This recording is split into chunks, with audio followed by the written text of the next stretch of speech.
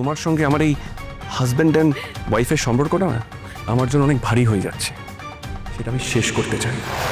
তোমার মতন একজন ক্রিমিনালের ভালোবাসার আমার দরকার নেই। কিন্তু আমার প্রয়োজন আছে অনুভব। আমি তোমাকে খুব ভালোবাসি অনুভব, আমি তোমাকে প্রচন্ড ভালোবাসি, আর সেই ভালোবাসা আমি তোমার কাছ থেকে পাই না। তোমার চোখে আমি সেই ভালোবাসা দেখি না বলে আমি বারবার এরকম ভুল করে ফেলি। আমাকে ক্ষমা করে দাও অনুভব, প্লিজ ক্ষমা করে দাও। আমার সবসময় ভয় লাগে আমি কখন তোমাকে হারিয়ে ফেলবো, কখন তুমি আমার থেকে দূরে চলে যাবে। তোমাকে আমার কাছে ধরে রাখতে আমি পাগলের মতন হয়ে যাই। আমি পাগলের মতন কাজ করে উল্টাপাল্টা ভাবতে থাকি। যে ভাবনাগুলো আমাকে এরকম একটা জায়গায় নিয়ে এসে দাঁড় করায়, সেখানে আমি ভুলভাল করে ফেলি। বনলতা, তোমার এই অদ্ভুত অস্বাভাবিক প্রবৃত্তিগুলোকে না দয়া করে ভালোবাসা বলুন।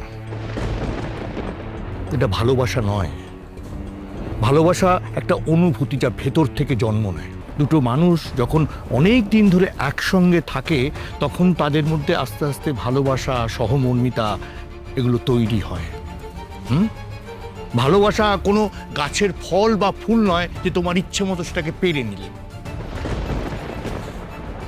আর সত্যি কথা বলবো, তোমরা এতগুলো মাস একসঙ্গে থাকার পরেও তোমাদের মধ্যে যদি কোনো ভালোবাসা তৈরি না হয় তাহলে সেটা আর হবে না, সম্ভব নয়। হ্যাঁ, এখন তুমি মনে করতেই পারো যে লাজুকে খুন করে এই পৃথিবী থেকে সরিয়ে দিলে ভালোবাসা তোমাদের মধ্যে তৈরি হবে। না, কোনো মতেই ভালোবাসা জন্মাবে না। আর একটা কথা, যে সমস্ত কাজকর্ম তুমি করে চলেছো বা করেছো সেগুলো না একটা দিকে স্পষ্ট ইঙ্গিত দিচ্ছে যে আগামী দিনে তুমি লাজুকেও খুন করার চেষ্টা করতে পারো, এবং সেটা আমার বিশ্বাস। না না না জেঠুমনি, আমি খুনি নই জেঠুমনি, আমি একদমই খুনি নই। তার থেকে কমও তো কিছু করনি তো। দেখো বনলতা, তুমি আমার কন্যা সমা, কিন্তু আমার না এই কথাগুলো বলতে খুব খারাপ লাগছে। আমি বাধ্য হচ্ছে এই কথাগুলো বলতে।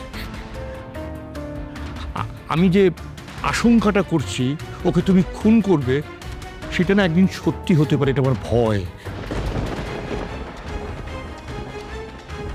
না না জেঠুমনি, আর আমি কোনোদিনও লাজুর থেকে ফিরেও তাকাবো না। আমি ওর কোনো ক্ষতি করবো না, আমি ওর সামনেও যাবো না। আমি ওর প্রতি অন্যায় করেছি তো আমি আমি আমি ওর কাছে কি ক্ষমা চাইবো?